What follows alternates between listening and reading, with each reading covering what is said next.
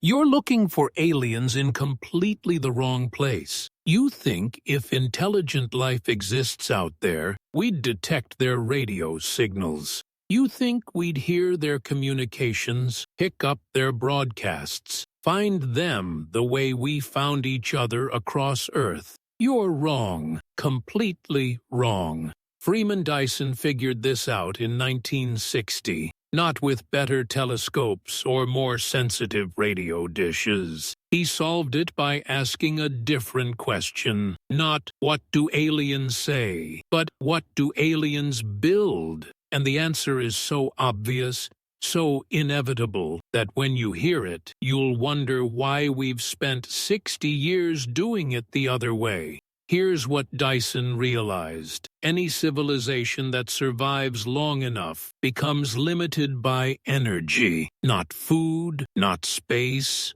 not resources. Energy. Think about Earth right now. We use about 18 terawatts of power. 18 trillion watts. Sounds like a lot? It's nothing. The sun puts out 400 trillion watts every second. Most of it just radiates into empty space. Wasted. A sufficiently advanced civilization wouldn't waste that energy. They'd capture it, all of it. And here's the thing. Actually, stop and think about this. If you wanted to capture all the energy from a star, you wouldn't build a single solar panel. You wouldn't build 1,000,000 solar panels. You'd surround the entire star with collectors, a shell, or a swarm of satellites, completely enclosing the star to catch every photon. That's a Dyson Sphere. Now close your eyes for a second. Picture our sun. Bright, yellow, radiating light in all directions. Now imagine you're an alien astronomer looking at our solar system from 50 light-years away. You see the sun, normal star, nothing special. But then imagine humanity builds a Dyson Sphere. We surround the sun with solar collectors, trillions of them, blocking all the visible light. What would you see from 50 light-years away? The sun would disappear, no visible light, no yellow star. But the energy doesn't vanish. It gets absorbed by the collectors, used by the civilization, and then radiated away as waste heat. Infrared radiation. Open your eyes. You'd see a star-sized object that glows only in infrared, an impossible object. Stars don't do that, unless someone built something around it. This is what Dyson published in 1960, a paper in Science called Search for Artificial Stellar Sources of Infrared Radiation. Not about listening for radio signals, about looking for engineering. And here's what nobody talks about. This wasn't speculation. This was inevitable physics. Any civilization using significant energy generates waste heat. Thermodynamics doesn't care how advanced you are. Second law is absolute. Waste heat means infrared. Massive energy use means massive infrared signature. It's not about whether aliens want to be found. It's physics. They can't hide it. Now, let's talk about why this changes everything. SETI, the search for extraterrestrial intelligence, has spent decades listening for radio signals. The logic makes sense at first. Radio is efficient for communication. We use it. Aliens might use it. Point our dishes at promising stars and listen. But here's the problem. Radio requires intent. Aliens have to choose to broadcast. They have to want us to hear them, or we have to accidentally intercept their communications. Dyson spheres don't require intent. A Dyson sphere is just a civilization using energy. They're not trying to signal us. They're just powering their cities, their industries, their whatever they have. And we can see it. Not because they want us to, because thermodynamics says we must. Think about that. One approach depends on alien motivation, alien psychology, alien decisions. The other approach depends on physics. Which one is more reliable? But here's where it gets really interesting. Dyson didn't think aliens would build a solid shell. The engineering is nearly impossible. A solid sphere around a star? The mass required would be enormous. The structural stresses would tear it apart. Instead, Dyson envisioned a swarm. Millions or billions of independent solar collectors in orbit around the star, each one capturing energy, beaming it to the civilization's habitats. From a distance, it looks like a sphere, but up close, it's a cloud of satellites. And here's what's beautiful about this. It's buildable, not easy, not quick, but possible with technology we can actually imagine. You start small. Build collectors in your asteroid belt. Use the materials from asteroids to build more collectors. Use those collectors to power more mining, more construction, exponential growth. Over centuries, maybe millennia, you convert your entire solar system's asteroid mass into solar collectors. Eventually, you've surrounded your star. Dyson calculated this. With realistic assumptions about industrial growth, a civilization could build a Dyson sphere in a few thousand years. A few thousand years. That sounds like a long time until you remember stars live for billions of years. Civilizations, if they survive, might last millions of years. A Dyson sphere isn't some distant dream. For a civilization a few thousand years older than us, it's just infrastructure, like our power grid, routine. Now, here's the question nobody wants to ask. If Dyson spheres are inevitable for advanced civilizations, why haven't we found any? We've looked. Astronomers have searched for these infrared signatures. They've found candidates, stars with weird infrared emissions. But so far, natural explanations work. Dust, asteroid collisions, protoplanetary disks, no confirmed Dyson spheres. Why not? This is the question that keeps astronomers up at night. We've been looking for decades. We have the technology. We understand the physics. And yet, nothing. Here are the possibilities. And think carefully about which one you prefer, because each answer tells us something profound about our place in the universe. Option 1. Advanced civilizations are extremely rare. Maybe intelligence isn't the problem. Maybe intelligence evolves all the time. Simple organisms become complex organisms. Complex organisms develop brains. Brains eventually develop technology. But survival might be the filter. Think about humanity right now. We have nuclear weapons. We're changing our climate. We're developing artificial intelligence we don't fully understand. Every technological civilization might face similar challenges, and maybe most of them fail. Maybe the typical path is Stone Age, Bronze Age, Industrial Age, Nuclear Age, Extinction. The gap between developing technology and developing wisdom might be a canyon most civilizations can't cross. They destroy themselves before they reach Dyson sphere capability, before they become truly spacefaring. War, environmental collapse, AI gone wrong, engineered pandemics. The list of ways a civilization could end itself is long and terrifying. If this is true, then every star we survey without finding a Dyson sphere is another civilization that didn't make it, another grave marker in a galaxy full of failed experiments. Option 2. Advanced civilizations exist, but don't build Dyson spheres. This one's interesting because it suggests we're thinking about the problem wrong. Maybe there are alternatives to Dyson spheres we haven't imagined. Some energy source that doesn't require surrounding a star. Controlled fusion that's so efficient you don't need stellar-scale power. Zero-point energy, if that's real. Something we haven't discovered yet. Or maybe they don't need the energy at all. Maybe advanced civilizations go virtual. Why build physical megastructures when you can simulate entire universes inside computers? Why live in the real world when you can create perfect digital paradises? Upload your consciousness. Live in simulation. Use minimal energy for the computers. No need for a Dyson sphere. Or maybe they just choose differently. Maybe expanding across a solar system, building massive infrastructure, reshaping star systems. Maybe that's just one possible path.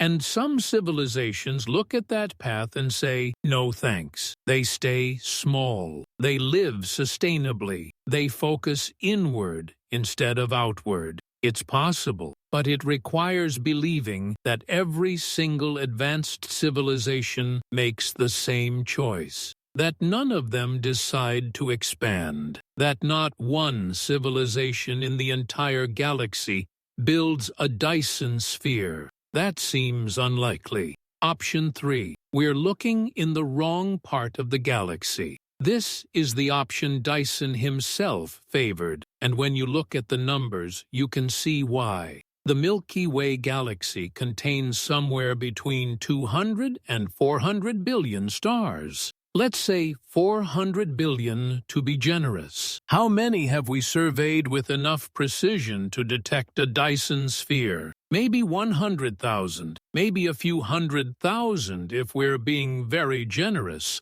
with what counts as a survey. Do the math. 100,000 out of 400 billion. That's 25% of the galaxy. Dyson used this analogy. Imagine you're standing on a beach, thousands of miles of coastline, trillions of grains of sand. You bend down, pick up one single grain of sand, examine it under a microscope, and find no life. Do you conclude the ocean is empty? Of course not. That would be absurd. But that's essentially what we've done with Dyson spheres. We've looked at a tiny, almost negligible fraction of the galaxy, found nothing, and some people want to conclude they don't exist. That's premature. The galaxy is enormous. Space is vast. We've barely started looking. We need bigger telescopes, better infrared detectors, more systematic surveys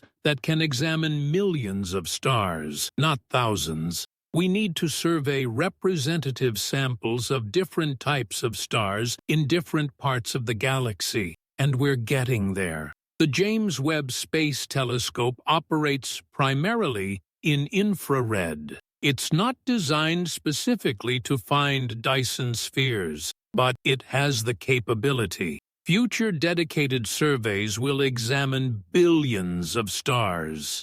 Give it time. Give it proper funding. If Dyson spheres exist, we'll find them. We just haven't looked hard enough yet. Option 4. We're the first. This is the loneliest possibility, and maybe the most terrifying. In this entire galaxy, 400 billion stars, trillions of planets, billions of years of cosmic history. We're the earliest technological civilization to arise. Not the only civilization ever, but the first ones to get here. The first to develop technology. The first to look up at the stars and wonder. Everyone else is either still in their oceans, or extinct, or hasn't evolved yet. We're alone, not permanently, but right now, in this moment, we're alone, and that means the responsibility falls on us.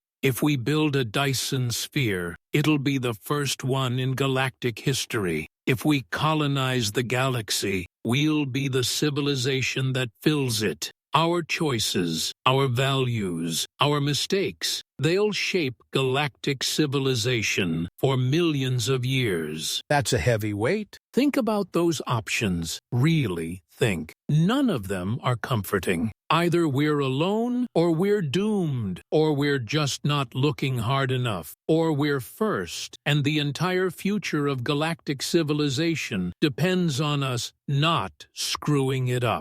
But here's what Dyson himself believed. He thought option 3 was most likely. The galaxy is enormous. 400 billion stars. We've surveyed maybe a few tens of thousands with enough precision to detect a Dyson sphere. That's nothing. It's like standing on a beach, examining one grain of sand, and concluding there's no life in the ocean. We need bigger surveys, better infrared telescopes, more systematic searches, and we're getting there. The James Webb Space Telescope operates in infrared. Future surveys will catalog billions of stars. If Dyson spheres exist, we'll find them. But here's another thing Dyson pointed out. Dyson spheres aren't the only megastructure we could detect. Stellar engines, machines that use a star's energy asymmetrically to create thrust, slowly moving the entire star system through the galaxy.